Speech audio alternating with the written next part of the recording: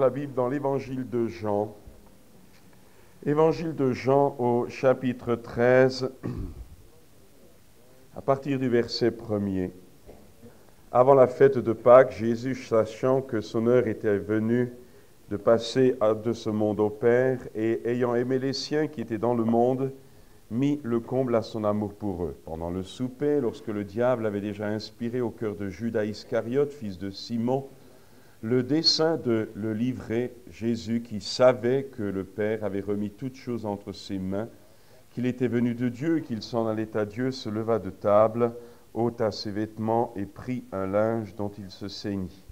Ensuite, il versa de l'eau dans un bassin et il se mit à laver les pieds des disciples et à les essuyer avec le linge dont il était saint. Il vint donc à Simon-Pierre, et Pierre lui dit, « Toi, Seigneur, tu me laves les pieds ?»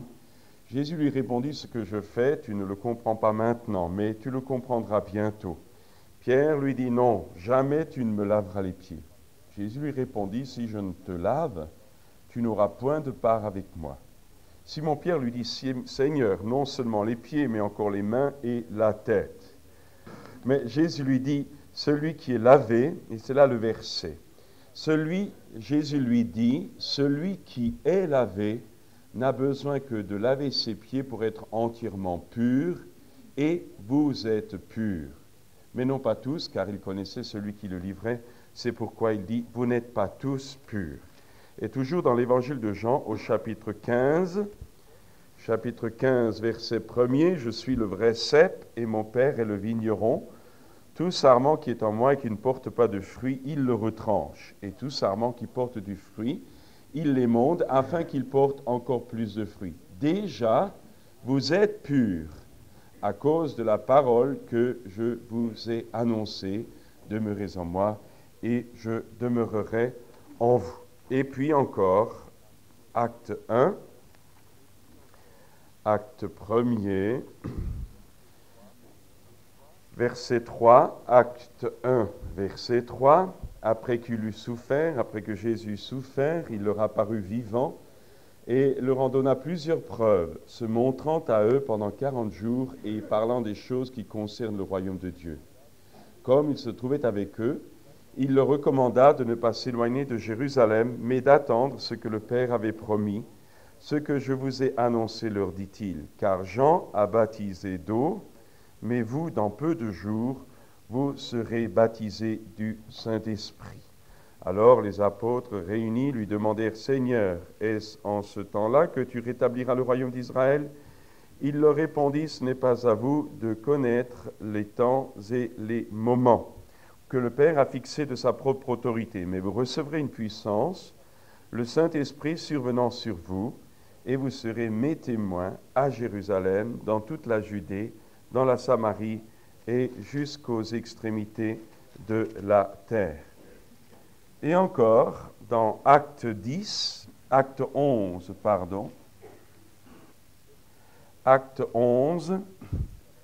verset 15, c'est Pierre qui relate à Jérusalem sa visite auprès de Corneille et des païens. Acte 11, verset 15, « Lorsque je me fus mis à parler, le Saint-Esprit descendit sur eux comme sur nous au commencement.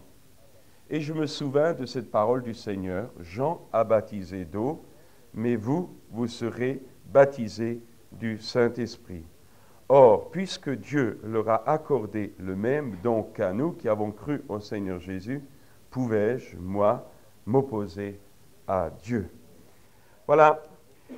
Eh bien, j'aimerais ce matin parler, bien sûr, je pense que vous l'avez déjà compris, du baptême du Saint-Esprit, de la nécessité de comprendre et surtout, bien sûr, d'expérimenter et de vivre cette réalité-là. Parce que, vous savez, ce n'est pas tellement les doctrines qui nous donnent l'expérience, c'est surtout le Seigneur. Et je crois que face à tout ce qui est dit, écrit, pensé, j'aimerais quand même de temps en temps mettre les pendules à l'heure, et que chacun puisse réellement savoir ce qu'il a d'abord, et savoir de la façon aussi dont Dieu veut travailler, et savoir et réaliser aussi que sans le Saint-Esprit, il ne peut pas y avoir de conviction de péché chez les gens, qu'il ne peut pas y avoir vraiment d'illumination intérieure, et sans la puissance du Saint-Esprit, eh bien nos méthodes, les meilleures, intellectuelles, techniques, tout ce que vous voulez, hein, dites évangéliques, ne porteront pas beaucoup de fruits. La parole peut parfois agir, mais elle ne produit pas son effet pleinement, selon le plan, selon la vision aussi que les Écritures veulent nous offrir à chacun d'entre nous. Tout d'abord, une première chose, hein, je vais simplifier, bien sûr, je ne vais pas faire une étude biblique, mais je vais simplifier d'abord une première chose. La Bible dit très clairement hein, que appelez cela régénération, appelez cela nouvelle naissance, appelez cela comme vous voulez, appelez ça la venue du royaume de Dieu, appelez ça adoption.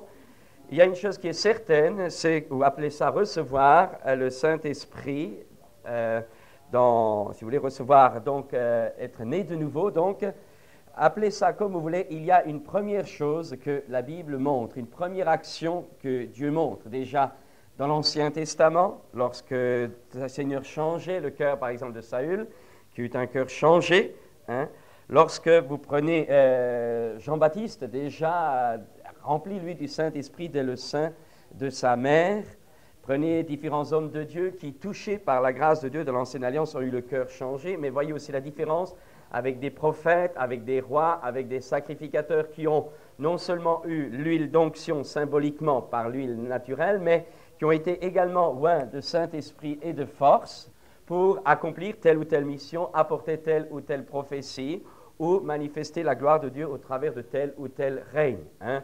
Rappelez-vous les juges, aussi Samson qui est saisi par le Seigneur. Vous avez donc déjà dans l'Ancien Testament, vous avez deux sortes de manifestations. Certains ont l'Esprit de Dieu en eux, et l'Esprit de Dieu sur eux, et nous trouvons cela pleinement manifesté, mais alors d'une façon générale comme une promesse pour tout le peuple de Dieu, alors par justement la nouvelle alliance, par le salut par la foi et par l'introduction dans le corps du Christ, par le salut en Jésus-Christ. Qu'est-ce que je veux dire par là? C'est que alors que dans l'Ancienne Alliance, certains expérimentaient une action intérieure dans leur cœur ou une puissance de Dieu sur leur vie, j'allais dire un baptême de puissance, une immersion sur leur vie dans l'Ancien Testament pour accomplir telle ou telle fonction, mais c'était réservé à certains cas. Vous savez que les Israélites étaient juifs et du peuple de Dieu par leur naissance naturelle, tandis que nous devenons enfants de Dieu par notre naissance surnaturelle. Hein? Donc, il y avait quand même une action particulière du Saint-Esprit dans les cœurs de certains et sur le corps et sur la vie de certains pour accomplir les ministères. Mais, dans la Nouvelle Alliance, la promesse est pour nous tous. Hein. L'expérience du Saint-Esprit est d'abord nécessaire pour chacun d'entre nous en ce qui concerne la conversion, car nous devons être arrachés du présent siècle mauvais, mais nous devons également être greffés sur le Christ. Nous devons être hantés sur le Christ. Jésus dira, il faut que tu naisses de nouveau. Nous devons, pour reprendre d'autres langages de la Bible, être régénérés. La régénération, c'est une création surnaturelle, c'est générer, donner la vie, c'est recevoir la vie par une action à la fois, je n'ai pas le temps, par la parole de Dieu. Nous avons été régénérés par la parole incorruptible de Dieu et par l'Esprit de notre Dieu. Il y a les deux actions, la parole et le Saint-Esprit. C'est la régénération du cœur qui se fait dans la vie et dans le cœur donc de celui ou de celle qui accepte cette parole. Et dans le récit que nous venons de voir, c'est bien avant la Pentecôte, c'est bien avant Golgotha, Jésus parle à ses disciples, il dit déjà vous êtes purs à cause de la parole que vous avez entendue. Déjà vous êtes purs, la parole a fait un effet de régénération dans leur cœur. Il faut quand même comprendre que Jésus ne donne pas à des païens la puissance de chasser les démons. C'était aberrant de penser que des disciples pouvaient ne pas être encore convertis alors qu'ils chassaient les démons. Le diable n'aurait jamais obéi. Si la puissance de Dieu les suit, c'est parce que leur cœur est purifié par la parole qu'ils ont acceptée et par l'action du Saint-Esprit. Vous savez que Jésus a également dit que personne ne peut voir ni entrer dans le royaume de Dieu s'il n'est pas né de nouveau.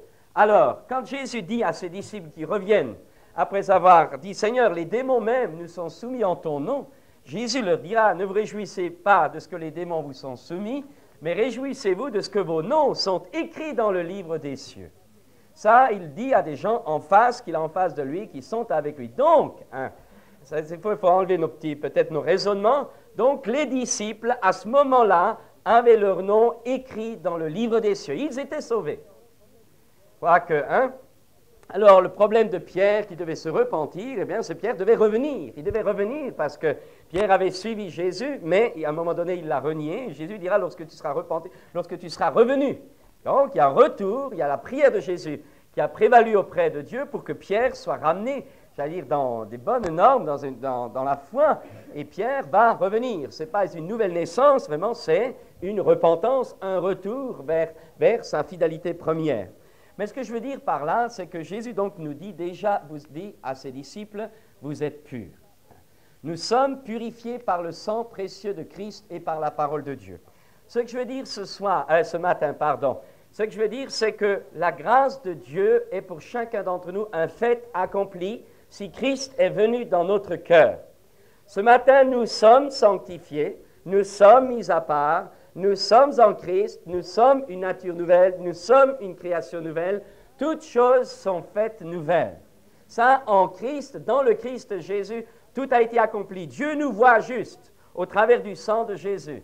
Dieu nous voit juste, Dieu nous considère comme justes.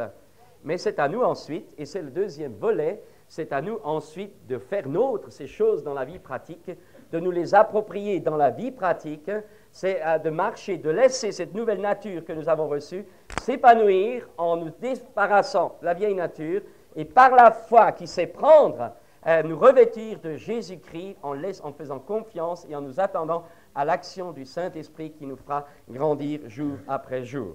Je veux dire par là qu'il y a une différence entre la régénération et l'adoption.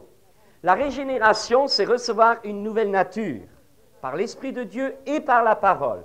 Le cœur humain est le terrain, la parole est la semence et le Saint-Esprit est celui qui fait lever la semence. Et tout cela, derrière tout ça, c'est Dieu bien sûr qui fait croître. Mais nous avons donc la semence et la parole, le terrain c'est notre cœur, et lorsque le Saint-Esprit illumine la parole, lorsque le Saint-Esprit donne la vie à cette semence, alors nous sommes régénérés, nous sommes engendrés à une vie nouvelle. Ça c'est la régénération. C'est pour cette raison que la Bible nous parle du baptême de la régénération. Nous avons été baptisés d'un baptême de régénération par le Saint-Esprit. Nous sommes régénérés, baptisés en Christ, baptisés dans le corps de Christ. Mais le Saint-Esprit nous a régénérés. Nous avons un baptême de régénération. On pourrait appeler ça un baptême de métamorphose, de transfiguration, littéralement. C'est une action surnaturelle du Saint-Esprit qui change littéralement, qui transfigure, qui transforme, qui métamorphose littéralement notre nature profonde, notre esprit profond, notre esprit privé de la gloire de Dieu, séparé de Dieu dans les ténèbres, qui transforme cet esprit, qui le purifie, qui le nettoie, qui régénère, qui lui redonne la vie et qui le réveille à la relation avec Dieu. Nous avons expérimenté le baptême de la régénération. La Bible nous dit aussi, on a beaucoup discuté pour baptiser dans le corps de Christ, baptiser par le Saint-Esprit dans le corps de Christ. Il y a plusieurs façons d'envisager ce texte. La Bible nous dit souvent, c'est l'argumentation, il y a un seul baptême. Tout le monde sait que la Bible, si on veut être honnête, si on ne veut pas se laisser entraîner par des doctrines étrangères, tout le monde sait que la Bible parle de plusieurs baptêmes. Elle parle du baptême d'eau, c'est clair et net. Il y a un baptême, le baptême d'eau, il est là. Celui qui croira et qui sera baptisé sera sauvé. La Bible parle aussi baptême du Saint-Esprit, ce n'est pas le baptême d'eau. Donc il y a déjà deux baptêmes. Donc celui qui dit qu'il n'y a qu'un seul baptême cherche là à établir une vérité qui n'existe pas dans la parole de Dieu. La Bible parle ensuite du baptême baptisé en sa mort. Il y a donc encore un baptême en sa mort. Alors qu'est-ce que ça veut dire un seul baptême? Vous voyez donc les gens cogitent, on cherche des théories. Alors ce matin, j'aimerais surtout vous dire ce matin que ce qu'il nous faut, c'est l'expérience réelle de l'onction du Saint-Esprit sur chacun d'entre nous. Et que la promesse du Père est encore pour tous ceux qui croient. Donc il y a une première réalité, c'est que Dieu nous régénère par la vie du Saint-Esprit. Nous sommes immergés dans le corps de Christ, immergés en Jésus-Christ. Dieu nous prend et il nous place dans le Christ. Nous sommes morts avec Christ, c'est le baptême dans sa mort. Nous sommes ressuscités avec Christ, c'est la communion à sa résurrection. Ça, ce sont des réalités spirituelles éternelles pour nos vies qui acceptons de les recevoir. Mais ensuite, cette régénération va nous entraîner dans une position. Régénérer veut dire recevoir une vie, adopter veut dire recevoir une position publique ou une position sociale. Lorsque vous adoptez quelqu'un, comme votre fils ou votre fille, il devient ou elle devient votre fils ou votre fille, c'est une position sociale. Lorsque nous sommes régénérés, nous recevons la nature de Dieu. Lorsque nous sommes adoptés, nous recevons la position de fils ou de fille de Dieu.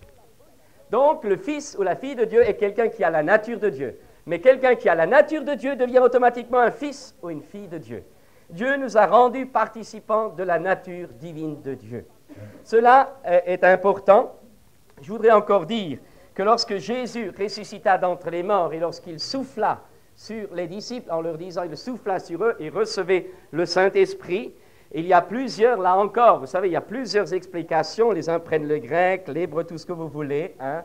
Le problème important est celui-ci, c'est qu'au travers de toutes ces explications qu'on peut donner, ce qui compte d'abord, c'est faire l'expérience. Bon, il y a deux explications. La première, c'est que Jésus souffla sur eux et recevait l'Esprit de l'Esprit Saint, une partie du Saint-Esprit. Hein. Ça veut dire tout simplement, c'est ce que les gens disent, c'est que certains pensent, il les unit à sa vie de résurrection. Les disciples ont le cœur purifié, les disciples ont cru. Hein. Jésus leur dit, vous avez votre nom écrit dans le livre des cieux. La preuve, il leur donne le privilège de témoigner, d'annoncer la bonne nouvelle pendant qu'il est vivant. La puissance du Seigneur les accompagne, mais il y a quelque chose qui doit quand même changer. Hein. Et je crois que c'est ce qui fait un peu la différence entre la nouvelle naissance pour nous maintenant et ce qui a précédé la résurrection du Christ, c'est qu'il ne fallait pas seulement une régénération, mais il fallait que les disciples soient pleinement unis à la puissance de résurrection, à la réalité de la résurrection du Christ. Morts en Christ, ressuscités avec lui, ils viennent de vivre cette étape-là, mais lorsque Jésus reparaît devant eux, bien sûr, c'est un petit peu pour eux une mort, une séparation, et puis une résurrection, il souffle sur eux et il leur dit « Recevez le Saint-Esprit » ou « Recevez », on dira du grec, du Saint-Esprit. Bon, ça c'est une explication. La deuxième explication est celle-ci. C'est que certains disent que lorsque Jésus souffle sur eux, il leur dit « Recevez le Saint-Esprit », une sorte de promesse prophétique qu'ils allaient expérimenter quelques jours plus tard à la Pentecôte. Jésus souffle sur eux et leur dit donc « Recevez le Saint-Esprit » dans quelques jours sous-entendus, et c'est le jour de la Pentecôte qu'ils vont le recevoir. Ça, vous choisissez l'interprétation que vous voulez. Hein. Pour moi, personnellement, je pense que quand il leur dit « Recevez », ils reçoivent quelque chose. Il souffle sur eux, sinon il leur dit « Attendez », comme il l'a dit au chapitre 1er du livre des Actes, mais là, il souffle sur eux, il leur communique quelque chose. Hein. Ça, c'est sûr. Donc, même si nous pensons, il y a parmi nous des frères ou des sœurs qui pensent qu'avant la résurrection de Jésus, il n'y a pas pu y avoir de nouvelle naissance ou de régénération, ça ne fait rien. Hein. Ce qui compte, c'est que pour nous maintenant, nous vivons à la dispensation du Christ ressuscité. Jésus souffle sur eux, c'est encore une fois l'image, on pourrait revoir là encore l'image de l'action du Saint-Esprit dans le cœur, dans la vie, mais quelque chose d'autre se passe le jour de la Pentecôte. Et c'est là que je voudrais en arriver. Encore vous rappeler une dernière chose, Jésus est né, conçu par le Saint-Esprit. Jean-Baptiste est né et conçu d'un père humain et d'une mère humaine, tandis que Jésus n'a pas eu de père humain. Donc Jésus est littéralement la construction, la naissance par l'Esprit de Dieu. Jésus est né de Dieu. Hein. Donc, ce que Jésus n'a pas eu besoin de connaître la régénération, Jésus n'a pas eu besoin de connaître la nouvelle naissance, Jésus est né par naissance, il est déjà né de nouveau. Enfin, il est né par la puissance du Saint-Esprit. Mais Jésus, à la sortie des eaux du Jourdain, connaît une effusion du Saint-Esprit.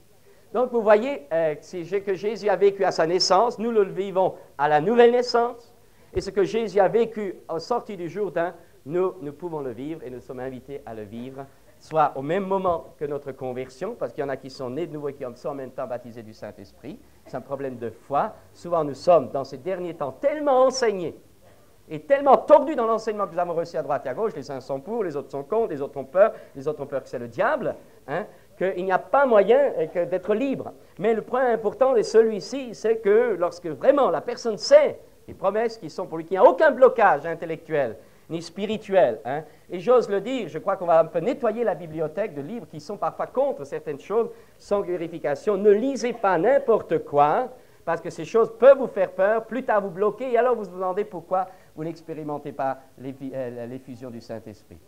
Je voudrais dire donc ce matin que lorsque Jésus s'adresse, après qu'il eut souffert, il leur dit « Attendez à Jérusalem, ce que Jean a été baptisé d'eau, mais vous, dans peu de jours, dit-il, vous serez baptisés du Saint-Esprit. » Nous revoyons Pierre plus tard, lorsqu'il visite Corneille, reprendre ces mêmes paroles de parler du baptême du Saint-Esprit. Hein?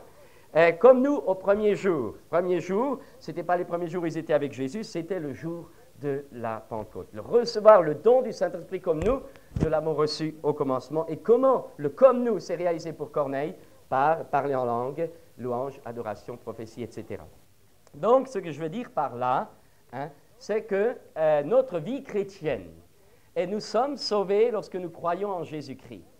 C'est la régénération qui nous sauve, nous sommes nés de nouveau, nous sommes fait baptiser pour le pardon de nos péchés, nous sommes sauvés et nous sommes invités à marcher jour après jour. Mais ce qu'il faut savoir, et ce qu'il faut désespérément nous rappeler, et ça vous explique pourquoi bien des chrétiens sont faibles, sont inaptes au service, sont parfois même opposants à l'œuvre de Dieu dans les églises, j'ose le dire, ou sont parfois incapables d'apporter quelque chose autour d'eux, mais toujours, continuellement chargés de problèmes, c'est parce qu'ils n'ont pas reçu cette puissance qui leur donne la capacité d'être des témoins. Et je voudrais dire, nous ne pouvons pas servir Dieu, nous ne pouvons pas sauver les âmes par notre bonne volonté chrétienne. Nous ne pouvons pas sauver les âmes avec nos meilleures bonnes intentions. Alors on vous dira, mais il suffit d'avoir être bon de cœur, ne pas commettre de péché pour que tout va. Non! La parole de Dieu nous montre que Jésus a demandé à ses disciples d'attendre jusqu'à ce qu'ils aient reçu cette puissance qui allait leur donner la capacité d'être des témoins. Si la sanctification suffisait pour être des témoins, alors arrachons les livres des actes. Si la sanctification suffisait pour la marche chrétienne, alors supprimons bien les paroles de la Bible et supprimons tous les chrétiens qui ont vécu ces choses dans l'histoire de l'Église. Mais Jésus a donné ces choses parce qu'il savait que nous en avions besoin. Il savait. Combien vous avez des gens, dès qu'il y a un problème, ils sont KO. Il y a des gens, dès que vous commencez un travail d'évangélisation, ils ont des problèmes partout. Pourquoi? Parce que le diable les attaque et ils n'ont aucune force pour résister. Quand il y a des problèmes, quand on veut s'engager dans l'œuvre de Dieu, tout de suite quelqu'un tombe malade, ou tout de suite un autre est fatigué, ou tout de suite un autre n'est pas d'accord, des attaques dans ses pensées, des attaques dans son corps, des attaques dans son cœur, il est incapable de réagir. Pourquoi? Parce qu'on ne peut pas lutter contre le malin avec nos bonnes intentions, ce n'est que la puissance que le Seigneur donne qui nous rendra capable de le faire. Chers amis, je voudrais ce matin vous dire, nous avons désespérément besoin de réaliser cette promesse que Jésus a donnée, que Pierre a dit le jour de la Pentecôte. Vous recevrez une puissance, a dit Jésus, et vous serez mes témoins. Ça ne veut pas dire tout de suite qu'on va faire toutes sortes de miracles, de prodiges extraordinaires, mais ça nous donnera au moins au départ la capacité de témoigner. Combien il y a de gens qui, rien que les mettre sur l'estrade, ils tremblotent. Combien il y a de gens, quand ils sont sur la place publique, tremblotent. Combien il y a de gens qui n'osent même pas afficher la couleur dans leur famille. Pourquoi? Mais parce qu'ils n'ont pas de puissance. Mais parce qu'ils ont peur. Alors on dit, mais non, c'est ma nature. Mais oui, c'est ta nature. Mais alors, mais alors Dieu te donne le baptême du Saint-Esprit. Dieu te donne la puissance. Et je voudrais dire ce matin, si vous avez peur, tout le monde a peur, vous savez, tout le monde a peur. Mais la puissance de l'Esprit nous donne le courage et la force de vaincre la peur. Et c'est cela que nous devons réaliser, absolument réaliser. Si vous avez peur d'afficher la couleur, vous êtes comme Pierre et les disciples qui se sont réfugiés dans la chambre haute, qui ont fermé à clé parce qu'ils avaient peur qu'on les arrête. Mais le jour de la Pentecôte, tout le monde a s'élevé, les 11 ensemble, les 12 ensemble.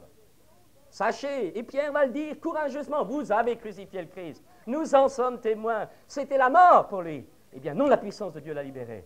Chers amis, je dis ce matin que c'est important d'être immergé de la puissance d'en haut.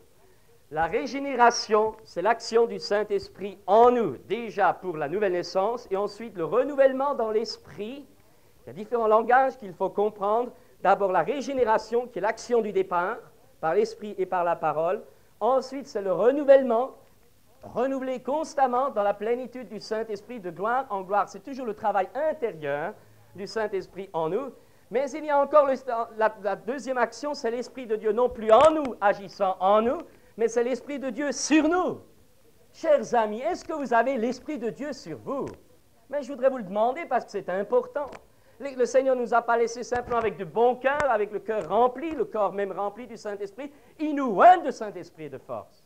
Mais c'est ça le baptême dans l'Esprit. Mais c'est l'onction sainte qui descend sur la tête, sur la barbe, sur les vêtements d'Aaron. C'est l'Esprit de Dieu qui doit descendre sur nous. Mais c'est une puissance. Et on peut prêcher humainement, on peut prêcher avec des capacités intellectuelles. Je voudrais vous prendre des mots grecs, des mots hébreux. Je vais vous donner de belles petites histoires pour essayer de vous convaincre. Mais ça ne remplace pas l'effusion du Saint-Esprit. Et je voudrais rappeler ce matin qu'il y a une effusion du Saint-Esprit sur une personne, il y a une effusion du Saint-Esprit sur toute une communauté. Et Dieu, qu'il plaise à Dieu que l'Esprit soit répandu quand nous sommes assemblés le dimanche matin et que nous tous, nous soyons immergés immergés dans la nuée de Dieu, avec les anges, les archanges, les chérubins et l'Esprit Saint, le Père et le Fils, tous là dans la nuée de Dieu, nous immergeant de leur gloire et de la puissance d'en haut. Mais c'est ça l'Évangile. Vous savez, je remercie le Seigneur de ne pas avoir lu bien des bouquins que certains jeunes lisent maintenant. Ils lisent, ils en connaissent beaucoup, mais question d'expérience, il y a très peu qui pratiquent les dons de l'Esprit, très peu, jeunes ou pas jeunes, très peu de gens qui prophétisent, très peu de gens qui ont de l'interprétation. Parler en langue, n'en parlons pas, beaucoup se posent des questions. Hein? Et en ce qui concerne les miracles, la révélation, les paroles de connaissance, il n'y en a pas beaucoup. Mais c'est ça l'Évangile. L'Évangile, ce n'est pas de l'intellectualisme, mes amis. L'Évangile, c'est la puissance de Dieu. L'Évangile, c'est annoncer, c'est prêcher la parole de Dieu. Non pas en parole seulement, mais avec une démonstration d'esprit et de puissance. Ce n'est pas moi qui le dis, c'est la Bible. Et nous devons avoir besoin, alors les uns ils cherchent ici, je me sens bien là, ça me fait du bien. Mais mes amis, quand est-ce que vous allez commencer à donner du bien aux autres? Mais c'est ça, oh ça m'a fait du bien, la musique ici m'a fait du bien, la prédicateur ici m'a fait du bien, ah ça m'a fait du bien. Mais mes amis, ce que Dieu nous demande, c'est de pouvoir faire du bien aux autres. Oh, je voudrais vous dire ce matin qu'il faut une effusion du Saint-Esprit dans nos vies. Nous devons être des constructeurs, des hommes qui donnent, des femmes qui donnent, des hommes qui construisent, loin de Saint-Esprit et de force. Mais c'est ça, il n'y a pas d'autre évangile. Oh, je voudrais tellement, ce matin, vous donner, que l'Esprit de Dieu plante cette parole dans vos cœurs. Nous avons besoin, non pas tellement de technique, ni de connaissances, nous avons besoin d'une réelle, je dis bien, d'une réelle expérience du Saint-Esprit, une onction de puissance sur nos vies. Tous, peut-être, nous sommes nés de nouveau, mais êtes-vous immergés dans le Saint-Esprit? Sentez-vous dans votre faiblesse l'onction de l'Esprit vous porter? Ou est-ce que vous le croyez simplement? Alors, il y a ceux qui disent, mais moi, je l'ai par la foi. Alors, démontre-le, mon ami. Démontre-le dans la pratique. Commence à chasser des démons. Commence à être guéri des maladies. On commence à prier pour les autres. Démontre-le. Démontre-le. Ne te mens pas à toi ni aux autres. Démontre que tu as réellement l'onction, que tu es baptisé du Saint-Esprit. Et ça, je voudrais en arriver là. Tellement de gens qui disent, bon, je parle en langue, etc. Mais la démonstration est une démonstration de puissance. Je voudrais le rappeler ce matin, s'il y a tant de choses qui sont galvaudées, s'il y a tant d'expériences spirituelles qui sont parfois rejetées, c'est parce que ceux qui s'en réclament ne l'ont pas réellement vécu ou l'ont mal vécu. Alors je voudrais dire ce matin qu'il est important, je redis encore, il est important que nous soyons baptisés du Saint-Esprit. Alors, que dire de tout cela? Tout d'abord, une première chose. Si je ne suis pas... Pourquoi? Vous savez, on dit, bon, nous sommes une église, soi-disant pentecôtiste, j'aime plus les titres, alors je vous dis, au principe, vous devrez être une église chrétienne. Hein? Bon, dites-vous, vous êtes des pentecôtistes ou des charismatiques, appelons cela. Mais à quoi ça nous sert ce matin, chers amis? D'être des pentecôtistes, ou des charismatiques, appelez ça comme vous voulez, hein? Si la puissance d'en haut, d'abord, je ne l'ai pas. Il faut que je change de titre déjà. Deuxièmement, à quoi ça me sert de chercher cette puissance-là si je ne veux pas m'engager? C'est rien. Si je ne veux pas témoigner, l'Esprit de Dieu descend sur l'autel qui se donne. C'est dans la mesure où je fais confiance au Seigneur. Cela ne dépend pas de mes mérites, mais cela ne supprime pas l'engagement. Vous savez, souvent les gens disent, mais ça ne dépend pas de moi. D'accord, c'est le don de Dieu. Mais le don de Dieu ne descend que pour ceux qui se donnent totalement au Seigneur. Et Dieu sonde les cœurs. Dieu sonde les reins. Et si souvent on va nous dire, mais il y en a qui n'ont pas reçu, c'est que la doctrine est fausse. Moi, écoutez, je vous dis une chose, c'est que j'ai cru simplement et je l'ai vécu. Et je ne pense pas être meilleur qu'un autre. Et nous sommes plusieurs ici. Bon, je pense au moins les 3-4 qui ont vécu ces choses-là. Alors, ça ne dépend pas d'abord de nous. Nous devons loyalement reconnaître notre cœur. Loyalement voir si nous avons de l'incrédulité. Voyons si nous n'avons pas des structures mentales contraires. Voir aussi, honnêtement, si nous avons la vraie foi. Parce qu'il y a foi, il y a croyance, crédulité et la vraie foi qui prend. Chers amis, c'est très important. Il est très important de savoir prendre ce que Christ nous a donné. Et là, je crois que la majorité des problèmes viennent de là. C'est que le chrétien ne sait pas prendre par la foi ce que Dieu nous a donné en Jésus-Christ. Alors, autre chose encore. Le baptême du Saint-Esprit, qu'est-ce que c'est? Est-ce que c'est une nouvelle expérience? Est-ce que c'est une nouvelle dimension? Je ne dis pas personnellement que c'est une nouvelle expérience. C'est tout simplement la complémentarité biblique de ce que Dieu donne à tout enfant de Dieu. C'est action intérieure, action extérieure. Nouvelle naissance intérieure, onction de l'Esprit, oint de puissance à l'extérieur. Et le baptême du Saint-Esprit, c'est l'immersion, non plus en Christ, mais c'est l'immersion dans l'Esprit Saint en tant que puissance. C'est l'immersion dans la puissance du Saint-Esprit. Nous sommes immergés dans la personne puissante de l'Esprit Saint. C'est autre chose. Le Saint-Esprit est la troisième personne de la Trinité. Je peux simplement croire, et je suis convaincu que c'est le problème de bien des cas, je peux croire que le Saint-Esprit est simplement une manifestation de Dieu, une essence de Dieu, une nature de Dieu. En un mot, le bras de Dieu. Mais c'est plus que ça. Le Saint-Esprit est une personne. Aussi réel que le Christ est une personne, aussi réel que le Père céleste est une personne. Et c'est dans la mesure où je réalise par la parole que l'époque dans laquelle je vis est l'époque du Saint-Esprit, de la personne du Saint-Esprit qui est venue remplacer le Christ sur la terre. Il faut que vous sachiez que Jésus est monté au ciel, mais qu'il a envoyé un autre consolateur, l'Esprit de vérité, qui nous conduit dans toute la vérité. Et nous devons, comme le dit 2 Corinthiens 13, 13, pratiquer, nous exercer à la communion du Saint-Esprit. C'est communication du Saint-Esprit. Ce n'est pas seulement la paix de Jésus, l'amour du Père, c'est la communication du Saint-Esprit. Et l'action du Père et du Fils et du Saint-Esprit se font dans la vie d'un croyant et elle se fait aussi dans la vie d'une Église. Et chers amis, ce matin, je voudrais réellement vous dire, ne cogitez pas trop, mais ayez un petit peu quelque chose. Ne cogitez pas trop pour savoir, long en large, de haut en bas et de gauche à droite, mais essayez de savoir que ce que Dieu a donné aux autres, il veut le donner à chacun d'entre nous ici. Et que nous avons besoin de cette puissance-là. Appelez-la baptême du Saint-Esprit. Si ça vous choque, appelez-la le don du Saint-Esprit. Si ça vous choque encore, appelez-la un revêtement de puissance. Mais l'important, c'est que vous l'ayez. Mais il y a tellement de gens qui contestent, ils n'ont jamais vécu, ils contestent. Jamais vécu. Mais moi, je vous dis, l'expérience est là. Des millions d'hommes dans le monde et dans l'histoire des croyants ont vécu ces choses-là. Alors les uns vous feront toute une théorie doctrinale pour essayer de valider des choses que tant de gens qui ont été en bénéfice à tant d'hommes et tant de femmes, tant de monde dans le monde chrétien, c'est une puissance que le Seigneur donne. Alors je voudrais simplement jeter un défi à n'importe lequel ici, ou laquelle ici. Si vous pensez avoir mieux autrement, prouvez-le-moi. Et on va se comparer ensemble.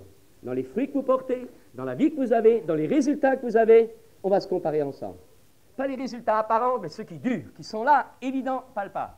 On va comparer tous ceux qui sont baptisés réellement du Saint-Esprit, et on va comparer les fruits. On va comparer un petit peu, pas seulement le fruit d'un truc, parce que vous savez, souvent maintenant, il y a le mélange. Je vais prendre un exemple. Imaginez qu'un frère soit très doué pour la technique. Ce n'est pas un fruit de l'esprit, ça. C'est un don naturel qu'il met au service de Dieu pour l'utiliser pour la technique. Prenez frère au piano, il joue très bien, c'est un don naturel que Dieu utilise, c'est un don naturel. Ça n'a rien à voir avec la puissance du Saint-Esprit, mais seulement la façon dont il exprime. C'est là que la puissance du Saint-Esprit va pouvoir jouer. Et nous avons souvent des capacités naturelles qui n'ont rien à voir avec les capacités surnaturelles, mais qui sont quand même des dons de Dieu, mais au travers desquels, justement, la puissance de Dieu veut couler.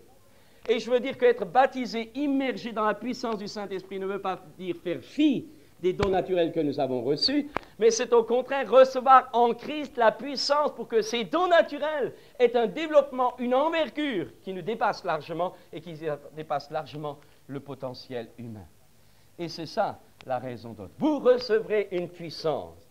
Et je ne voudrais pas que vous sentiez attaqué, mais des fois, vous savez, il y en a assez, toujours des raisonnements et très peu d'expérience. Et je voudrais dire, on en arrive à tel point qu'il semble que Jésus n'est plus le même. On arrive à tel point qu'il semble que Dieu a changé. On arrive à tel point qu'il y a des gens, mais ils ne savent plus ce qu'ils croient. Mais si je peux vous rappeler ce matin, je veux le dire à chacun, à chacune ici, que non seulement Jésus sauve, mais que Jésus guérit, mais qu'il baptise également du Saint-Esprit. Et que la promesse, comme dira Pierre, est pour vous, pour vos enfants, pour tous ceux qui croient. Mais mes amis, il faut croire. Et croire, c'est se jeter à l'eau. Croire, c'est prendre en Christ ce qui nous a été donné. Nous avons reçu tout pleinement en Jésus-Christ. Et le baptême du Saint-Esprit fait partie de ce don du Christ. C'est Jésus qui baptise du Saint-Esprit. Et si je reçois le Christ, alors je peux aussi expérimenter le Saint-Esprit. Jésus-Christ a été fait pour moi sagesse, justice, sanctification, rédemption. Il m'a racheté, il m'a justifié, il est ma sagesse, il est tout. Alors puisqu'il est tout en lui, je reçois. Alors je voudrais dire quelque chose d'important, peut-être qui peut aider certains. Dans le livre des Actes, il y a le récit des Samaritains, lorsque Philippe prêche l'Évangile. Il nous a dit que beaucoup se convertirent et qu'ils furent baptisés. Et à partir de ce moment-là, donc ils furent baptisés, et puis beaucoup, donc, avec Philippe, et Philippe les baptisa d'eau, c'est les Samaritains. Ils crurent en Philippe lorsqu'ils virent les miracles. Rappelez-vous, Élimas le magicien qui faisait des miracles diaboliques. Mais lorsqu'ils virent les miracles que Philippe faisait par la puissance de Dieu, alors c'est autre chose. Alors beaucoup crurent, se firent baptiser, et jusqu'à nouvel ordre, à moins de traiter Philippe de pauvre mécréant, on n'a jamais, aucun apôtre ni aucun évangéliste digne de ce nom n'a jamais baptisé quelqu'un qui n'était pas né de nouveau. Et c'est absolument matraquer le Philippe que de dire que les Samaritains étaient baptisés sans être nés de nouveau. C'est une utopie, ça n'existe pas. Parce que Jésus a dit, celui qui croira, si tu crois, tu as la vie éternelle.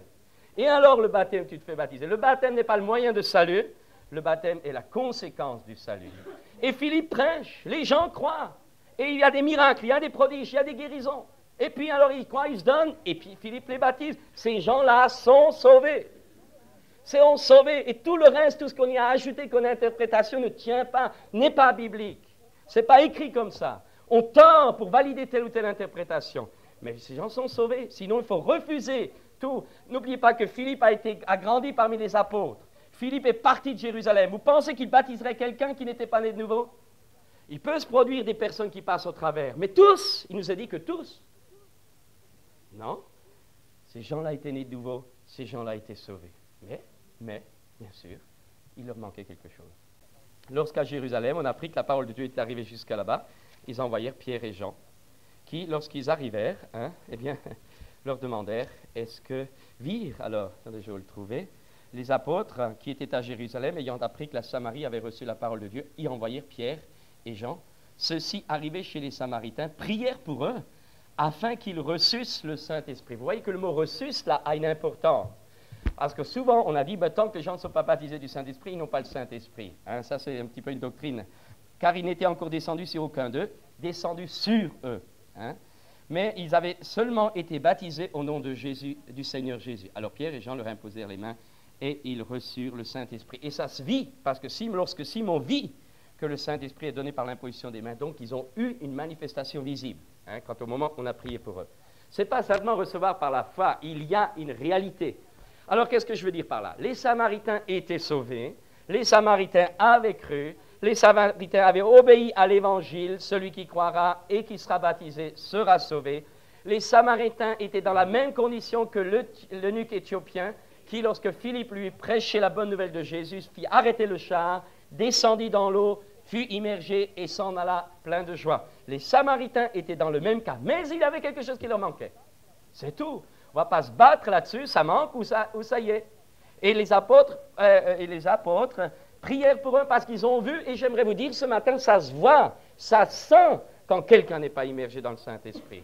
Je ne veux pas dire que ce soit forcément par les miracles, par les... mais ça se voit sur l'onction qui repose sur cette personne. Et Pierre et Jean prièrent, ils prièrent pour qu'ils reçoivent. Alors là, la théorie, tout a été fait à la Pentecôte, il n'y a plus besoin de prier, il n'y a plus besoin. Ça tombe à l'eau, ça tombe à l'eau. Revenons à la Bible. Laissons de côté les théologiens de tout genre. Revenons à la parole de Dieu. La Bible, rien que la Bible, avec l'Esprit Saint, vous savez, ça vous remplace tout. Wigglesworth, ce prédicateur du plein évangile qui a eu un ministère de guérison et de miracles extraordinaires, a dit que durant toute sa vie, il n'a lu que la Bible, mais il la lisait je ne sais pas combien de fois. Il lisait que la Bible. Mais mes amis, si c'est la connaissance qui produit les miracles, alors lui, au niveau en dehors de la Bible, a une connaissance de la Bible formidable, mais en ce qui concerne toute la littérature que nous ingurgitons parce que nous n'avons plus la communion avec Dieu, alors on cherche à se nourrir ailleurs, eh bien, si lui avait ça, eh bien, il faudrait voir la différence des miracles. Mais lui, il avait des miracles incroyables, des campagnes d'évangélisation. Il dirait la Bible, ça lui donnait la foi, ça lui donnait une connaissance de Dieu. Il marchait dans le train partout, il allait prier, les gens étaient guéris. Ce que je veux dire ce matin, ce n'est pas la connaissance qui nous donne les miracles, c'est la puissance du Saint-Esprit. Je veux le dire, c'est important, il est important de vivre ces choses-là. Et alors donc ces gens-là sont là, baptisés d'eau, nés de nouveau, j'ose le dire, et puis alors, bon, on prie pour eux et ils reçoivent le don du Saint-Esprit. Recevoir dans le grec, je le dis pour ceux qui quand même ont des difficultés avec leur petite tête, recevoir il y a deux mots grecs qui disent recevoir. Par exemple, regardez voir, si vous avez vos Bibles, dans Acte 8, verset 14, il est écrit « Les apôtres qui étaient à Jérusalem, ayant appris que la Samarie avait reçu la parole de Dieu, avaient reçu. » Ensuite, il envoya Pierre et Jean. Ceux-ci arrivèrent chez les Samaritains, prièrent pour eux, afin qu'ils reçussent le Saint-Esprit. Bien, dans le grec, ce n'est pas le même mot. Ce n'est pas le même mot. reçu la parole de Dieu, c'est déchomai, un terme comme ça, moi je ne connais pas le grec, je l'ai lu parce qu'un jour je l'ai lu. Déchomai, ça veut dire recevoir spirituellement, recevoir comme nous recevons le Christ par la foi, et ensuite nous le réalisons par l'expérience. Eh bien, eux ont reçu la parole de Dieu spirituellement, la parole a pénétré les cœurs et les vies. Déchomai. Mais les apôtres, quand ils viennent, prient pour eux pour qu'ils reçoivent, ça veut dire en expérience. Pour qu'ils reçoivent le don, en un mot, qu'ils réalisent pratiquement, qu'ils réalisent d'une façon expérimentale le don du Saint-Esprit. Et beaucoup de choses, nous les avons reçues en Christ, nous avons tout reçu dans le Christ, tout est fait dans le Christ, mais nous devons les recevoir en lumbao, je crois que c'est lumbao, ça s'appelle le terme grec, en expérience. De la même façon que lorsque l'Éternel donna Canaan à Israël, il leur a dit, je vous donne Canaan. Mais il fallait qu'ils se l'approprient. Il fallait qu'ils le prennent tout seuls, que foulait la plante de leurs pieds. Il leur donnait, il fallait des pas de foi.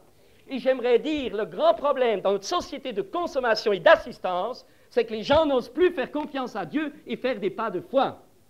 Mais si nous savons faire des pas de foi pour prendre ce que Christ nous a acquis, si nous savons recevoir, manifester en expérience ce que Dieu nous a donné en Christ, nous verrons la gloire de Dieu. Et l'Évangile n'a jamais changé. D'abord croire, ensuite voir. Ça ne changera jamais. La grâce de Dieu peut parfois nous aider, mais pour nous chrétiens, qui voulons être utilisés par Dieu, parce que je voudrais vous le dire, même une fois baptisés dans l'Esprit, revêtus de puissance, eh bien, ça ne supprime pas la foi. Toute la puissance que Dieu fait déverser sur nous ne pourra s'exprimer, ne pourra se manifester au travers de nos vies que dans la mesure et la fonction où nous saurons faire les pas de foi. La foi est la porte qui ouvre la puissance de Dieu. Et souvent les gens attendent de sentir, souvent les gens attendent de voir, souvent les gens ils attendront toute leur vie. Mais mes amis, est-ce que vous n'avez pas peur de gâcher votre vie? Est-ce que vous n'avez pas peur de gâcher les années de votre vie? Ça vaut quand même le coup. Il faut quand même se poser la question. Et j'aimerais rappeler ce matin que Dieu donne la puissance, mais il nous demande à nous de mettre le pas en avant, de sortir de notre barque. Comme Pierre, il faut que nous-mêmes, nous exercions notre foi. Et qu'est-ce qui se passe? La puissance est sur nous, nous exerçons la foi et la puissance agit. Mais sans la foi, il est impossible d'être agréable à Dieu. Et tous les dons, vous remarquez le parler en langue, beaucoup plus parle. Mais interpréter, il y en a déjà beaucoup moins. Pourquoi? Mais parce qu'on a peur. Je vais vous dire, je vais transformer le mot peur, pour prendre un mot biblique, c'est parce qu'on n'a pas la foi. Bien sûr que nous devons demander, mais pourquoi devons-nous demander? Parce que c'est à nous. L'interprétation des langues, c'est le complément du parler en langue. Et bibliquement, on peut dire que le seul don pour lequel on peut prier avec assurance, c'est l'interprétation. Parce que l'interprétation est le complément. En principe, il faudrait que celui qui parle en langue puisse aussi interpréter. Oui, mes amis. Mais quand on comprend ce qu'on dit, alors là, mais vous savez, tous ceux qui parlent en langue, tous ceux qui interprètent, tous ceux qui prophétisent, il faut qu'ils fassent leur pas de foi. Il faut aussi qu'ils se disent, peut-être que les gens ne seront pas d'accord. Il y a une crainte peut-être, mais cette crainte est à vaincre. Mais si vous attendez de ne plus avoir jamais peur, vous aurez toujours peur et vous n'apporterez jamais aucun don. Mais la parole de Dieu nous dit que nous pouvons tous prophétiser successivement. Nous avons tous le Saint-Esprit en nous. Et si nous sommes loin de Saint-Esprit de force, ce n'est plus d'abord une question de don, c'est une question de manifestation du Saint-Esprit au travers de nous. L'onction de puissance qui repose sur nous va agir au travers de nous. Comme le pianiste qui fait jouer ses cordes ou ses touches. Eh bien, de la même façon, l'Esprit de Dieu, lorsqu'il nous oint, va faire jouer les touches qui sont en nous. Peut-être pas toujours comme nous le voulons. Ça, c'est selon le Seigneur, comme l'Esprit le veut. Mais ce qui est sûr, c'est que nous avons chacun en nous, si nous sommes baptisés du Saint-Esprit, le potentiel pour exercer n'importe quel don. Mais seulement l'exercice du don dépend alors de la direction et de la volonté du Saint-Esprit. Est-ce que ça, c'est clair? Alors, j'en arrive donc au problème de cette nécessité du baptême du Saint-Esprit. Alors, je voudrais quand même dire encore une autre chose. Alors, même si vous passez votre été à vous pleurer, vous savez, on dit, mais moi, j'ai assez de pleurer, de demander, etc. Peut-être bien, mais soyons honnêtes. Je voudrais rappeler quelques vérités que vous trouvez également dans le livre des Actes, que Dieu donne le Saint-Esprit à ceux qui lui obéissent. Je voudrais le dire ce soir, je ne sais pas pourquoi, je veux dire ce matin, que le Saint-Esprit est donné à ceux qui se soumettent totalement à Dieu. C'est une vérité indispensable. Si vous avez un fichu caractère, vous pouvez jeûner du matin au soir, mes amis, ça ne pourra pas, parce que Dieu ne peut pas donner sa puissance à un mauvais caractère. Je voudrais dire ce soir, il y a une vérité absolue, c'est dans la soumission au Christ, Ça ne veut pas dire que nous n'avons pas de défauts. Ça ne veut pas dire que nous n'avons pas de ça ne veut pas dire que nous n'avons pas des failles, mais si, nous avons des failles. Nous en avons, et le don reste un don. Ce n'est pas un don qui est donné quand nos failles seront enlevées, mais c'est le don qui est donné à une personne. Et le problème, c'est que Dieu ne nous demande pas d'être changé, Dieu nous demande de nous soumettre. Et la soumission est un acte de volonté personnelle. Et le problème est là. Il y a des personnes qui en sont incapables de se soumettre. Incapables, c'est vraiment leur nature. Ils font comme ils veulent, quand ils veulent, où ils veulent, et c'est comme ça. Et que pour authentifier leur truc, ils disent, moi j'obéis à Dieu, pas aux hommes. D'accord, mon ami, mais tu pourras toujours attendre. Il y a une chose qui est sûre, c'est que la soumission totale, il faut monter sur l'autel. Le feu est descendu sur le mont Carmel, sur la victime qui était sur l'autel. Et ce n'est que dans la mesure où vous donnez totalement, sans calcul, comme un gosse, mais à fond, alors le Seigneur prend ce que vous lui donnez. C'est la première chose. La deuxième chose, je pourrais peut-être dire, et qui est importante aussi, ce n'est pas parce que vous allez supplier fort que ça va descendre, puisque le don du Saint-Esprit est un don de foi, c'est un don, c'est gratuit. Alors le problème ne dépend pas des pleurs, des larmes, de tout ce que vous allez cogiter pour essayer de convaincre Dieu. Non, Dieu vous l'a donné en Jésus-Christ. C'est fait, Dieu vous l'a donné. Ça fait partie de toute la rédemption du Christ. Ça fait partie de toute la vie en Christ. C'est la plénitude du Saint-Esprit à l'intérieur et la puissance du Saint-Esprit à l'extérieur. Tout ça, c'est à vous, ça fait partie, ça ne dépend pas de vos mérites, ça ne dépend pas de votre croissance spirituelle, ça ne dépend pas de votre maturité spirituelle, ça ne dépend pas de vos progrès spirituels. C'est au départ que nous en avons besoin. Et ça, c'est le don de Dieu pour un cœur qui se met totalement sur l'autel. Mais si vous discutez pour savoir jusqu'où si ça va, jusqu'où si ça ne va pas, non, Dieu, je veux bien un petit peu, mais pas tout. Écoutez, vous aurez peut-être une petite visitation du Saint-Esprit, je vous le souhaite, mais la vraie puissance, vous ne l'aurez jamais. Parce que la vraie puissance ne se trouve que dans la mort à soi-même. C'est la seule chose que Dieu nous demande, l'abandon de nous-mêmes, entre ses mains. Et cet abandon suppose la confiance, et c'est ça la foi. La foi, c'est lui faire confiance. Et si vous prenez au défi, chaque fois dans les terrains de votre vie, où vous êtes confronté en ce que vous sentez, en ce que vous voyez, en ce que vous avez peur de l'avenir, et ce que Dieu vous promet, vous pourriez voir le décalage qu'il y a entre une religion, même pentecôtiste, et la vraie foi en Dieu. Et je voudrais dire, ne prévalons pas d'un titre, ni d'une croyance, ni d'une certaine chose, mais prévalons-nous des réalités. Et aussi longtemps que nous n'avons pas la puissance de Dieu sur notre vie, ou que si nous l'avons perdue, eh bien nous sommes des pauvres enfants malheureux. Et nous devons revivre, et nous devons vivre notre dimension, qui est une dimension surnaturelle. Et vous savez, souvent on discute, est-ce que ça c'est valable? Vous savez, je vais vous dire une chose, je m'engage que moi là. On discute beaucoup ces derniers temps sur la musique. Les uns sont pour, musique rock, les autres sont contre, etc. Chacun y va de sa petite credo, de sa petite façon de voir les choses, et puis selon les intérêts aussi qui sont souvent derrière, parce qu'il faut aussi le voir. Et alors, si vous voulez, bon, moi je ne veux pas discuter là-dessus. Je veux simplement dire une chose. Quand je me suis converti, je sortais des boîtes de nuit. J'ai dansé plus que peut-être la majorité d'ici, les plus grands danseurs ici ont dansé. J'ai passé des heures, des journées à danser dans les boîtes. Donc j'ai connu ce que c'est que la vie de débauche.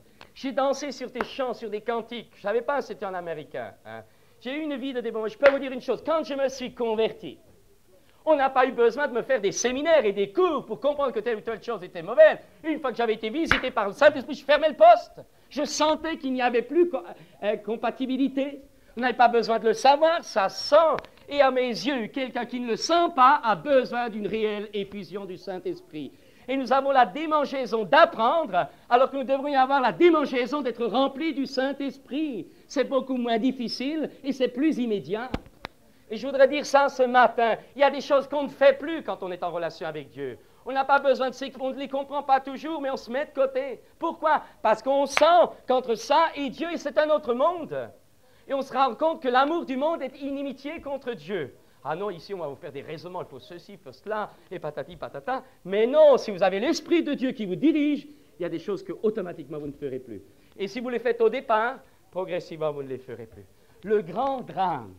Regardez voir un autre exemple. Avec des gens, vous montez dans leur voiture, vous venez à la maison, paf, une cassette musicale. Une cassette par-ci, une cassette par-là, une cassette par-ci. Du matin au soir, c'est un environnement musical. Je dis, sans peur de me tromper, je dis que ces gens-là manquent de communion profonde avec Dieu.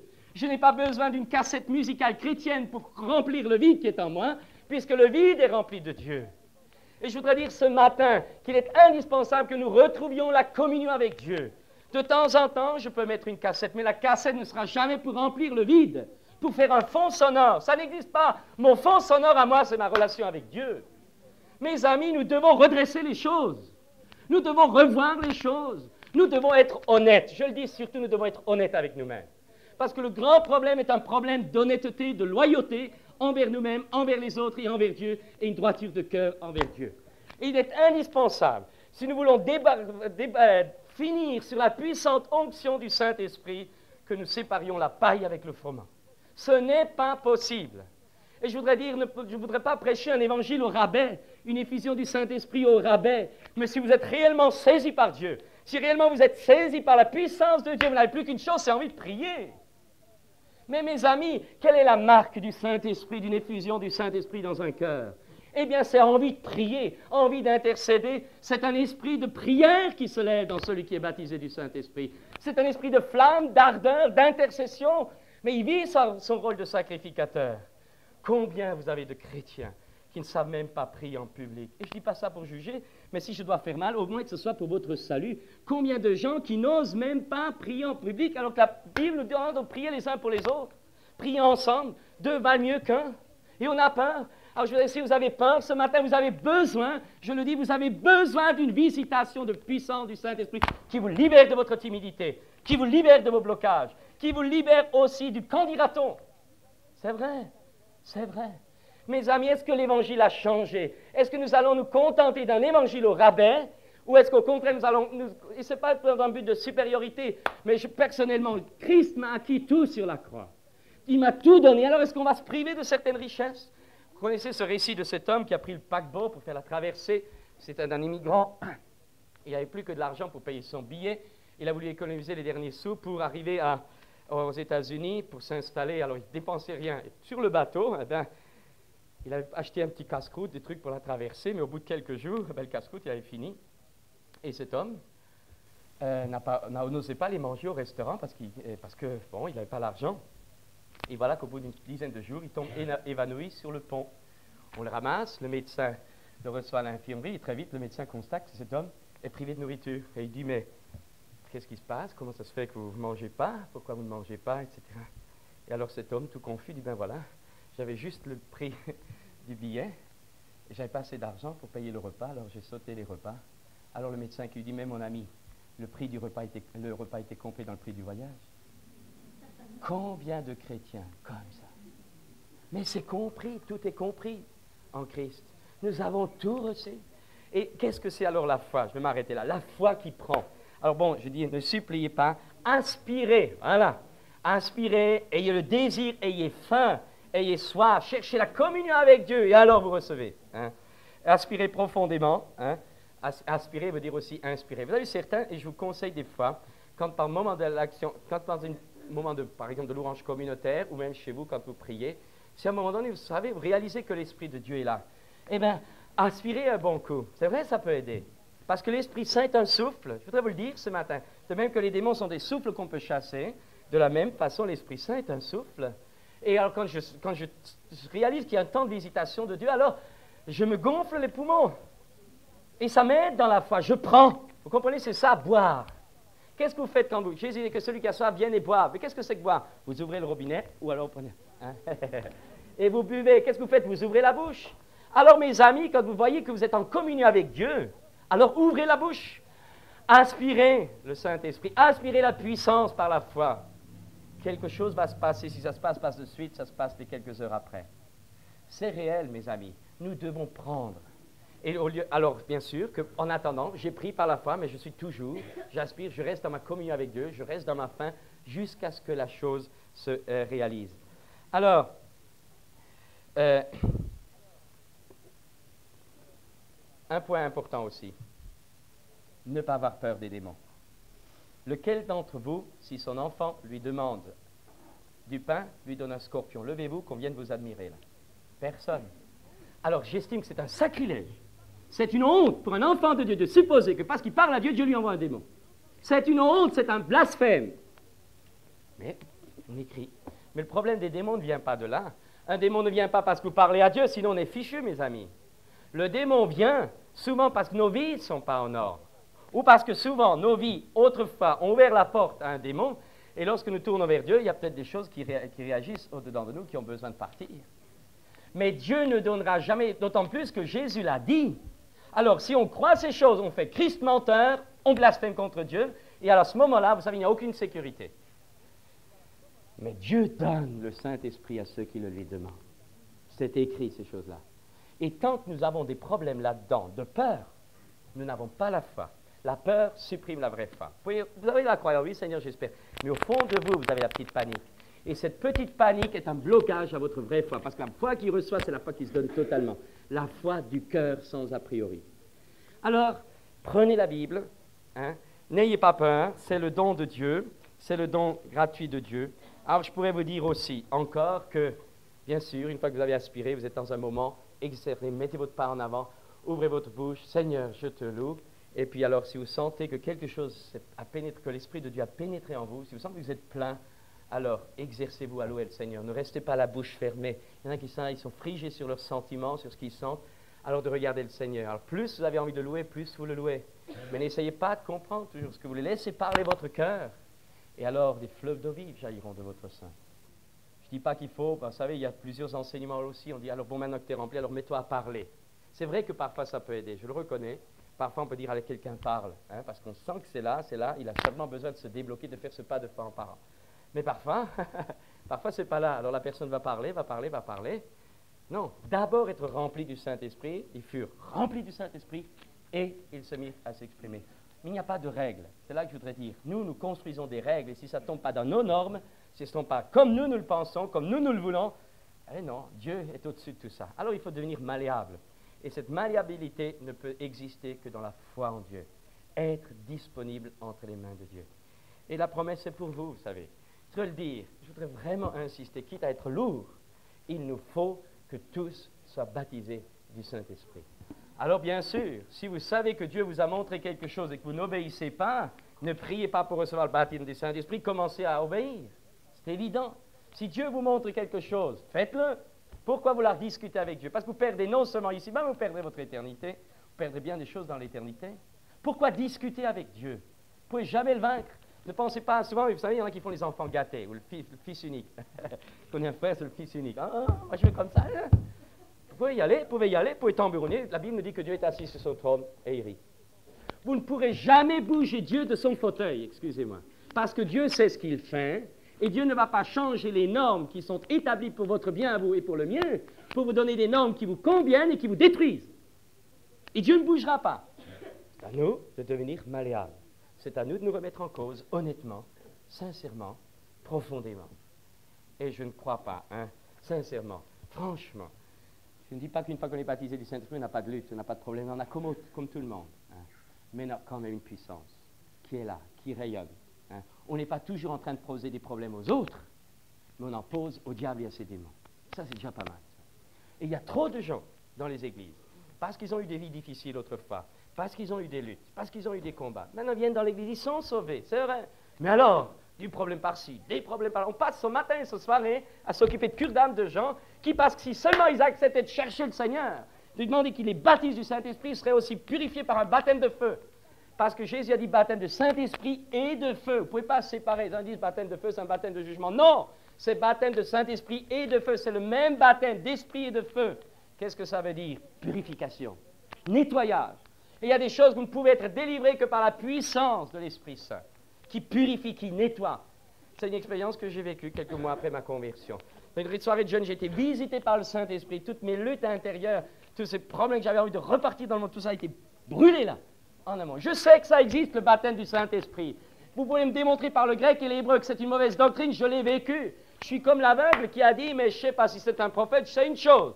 J'étais aveugle, maintenant je vois. Et je préfère voir maintenant avec ma fichue doctrine que d'être aveugle avec vous, avec votre bonne doctrine. Et je veux dire ce matin que Dieu veut nous visiter. C'est Dieu qui veut. Je ne dis pas qu'il faut convaincre de Dieu veut, ça fait partie du Christ, du don de Christ. Devons le chercher de tous nos cœurs. Et je voudrais surtout dire, nous avons besoin d'hommes forts, de femmes fortes, de jeunes forts, de jeunes filles fortes, qui payent le prix, qui y vont, ouais, de Saint-Esprit et de force, qui puissent prier pour les inconvertis, qui puissent chasser les démons, qui puissent donner, donnez-leur vous-même à manger, qui puissent donner, et pas toujours Seigneur, donne, donne, donne, donne, donne. Le baptême du Saint-Esprit, c'est un don pour donner. Voulez-vous vivre ces choses-là? Une dernière chose encore, je m'excuse, mais je crois que j'aurai plus l'occasion d'en parler, c'est les vacances. Il peut se produire, je le disais l'autre soir, sous la tente à Entremont, il y a parfois un problème, on se rend compte de notre vieille nature qui est là et notre nouvelle nature. La nouvelle nature, c'est la nature de régénération et de renouvellement dans l'esprit. Non seulement lorsque nous nous convertissons, nous sommes régénérés dans notre esprit, dans notre âme, mais nous devons aussi vivre la régénération du corps. Je dis bien le corps physique. Vous savez, certains, influencés par le grec, méprisent le corps. Si je sens quelque chose, ça ne vient pas de Dieu, c'est du diable. Mais non, mon corps physique a le droit de sentir le Saint-Esprit. Ça, c'est encore la dépendance de l'hellénisme. Il ne faut rien sentir, il ne faut rien voir, uniquement spirituel par la foi. Mais c'est être malheureux comme une pierre. Mais si je ne sentais pas des fois le Saint-Esprit dans ma vie, je serais malheureux, puisque Dieu me dit que je peux le vivre. Alors pourquoi je ne le vivrais pas? Et je voudrais dire que non seulement Dieu transforme les cœurs, non Dieu seulement régénère les cœurs et les esprits, mais nous avons parfois des luttes. Notre corps physique et notre nature physique est parfois comme un obstacle. Vous vous rendez compte, si vous êtes un caractère nerveux, c'est un caractère colérique peut-être, ou parce que ou autre chose que nous pouvons avoir dans notre vie, nous avons pris dans notre corps, eh bien, on se rend compte que la nouvelle nature, elle veut. Le bien que je veux faire, je veux le faire, mais j'y arrive pas, blocage.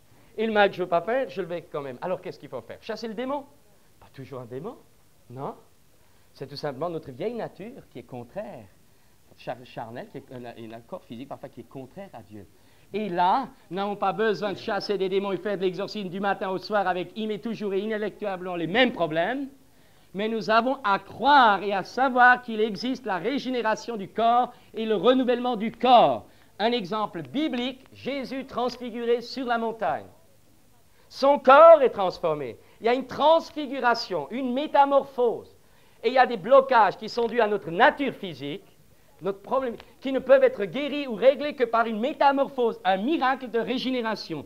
Et une fois, et la vraie conversion, c'est celui qui a été régénéré dans son esprit, régénéré dans son âme et régénéré dans son corps. Et je suis convaincu que la plupart, si nous sommes convertis, nous avons été régénérés dans notre corps. Mais ce que nous ne savons pas, c'est ce qui s'est passé et comment entretenir cette régénération dans le développement de la vie chrétienne en nous. Et une fois régénéré de corps, cette métamorphose peut prendre le nom alors de renouvellement dans l'esprit. Renouvellement de l'esprit dans notre corps physique. Alors, il y a une marche dans l'esprit dans notre esprit, une marche dans l'esprit dans notre cœur, et une marche dans l'esprit dans notre corps. Une transmutation, une transfiguration, une métamorphose, et tous les blocages que vous sentez dans votre vieille nature progressivement disparaissent. Pendant longtemps, vous savez, je n'ai pas toujours compris ça, c'est vrai, je reconnais, c'est quelque chose que j'ai réalisé ces derniers temps, pour des luttes, pour des problèmes. Je me rends compte que parfois, on veut crucifier la vieille chair. Elle est, en Christ, elle est crucifiée. Mais nous devons croire que par la foi et en confiance sur l'action, sur le Saint-Esprit qui est en nous, il y a une transfiguration du domaine de notre corps où il y a blocage. Et vous savez ce que je veux dire, vous qui avez ce problème-là. Il faut croire au miracle de la recréation. Croire que telle faiblesse que vous avez, qui est due à votre corps physique, peut être recréée. Un changement de cellule, même, si c'est nécessaire. C'est une transfiguration. Et ensuite, et c'est ainsi que cette transfiguration, c'est-à-dire se met en renouvellement dans la croissance de gloire en gloire par l'Esprit du Seigneur. En conclusion, mes amis, recevez le don du Saint-Esprit, car la promesse est pour vous, pour vos enfants, pour tous ceux qui croient.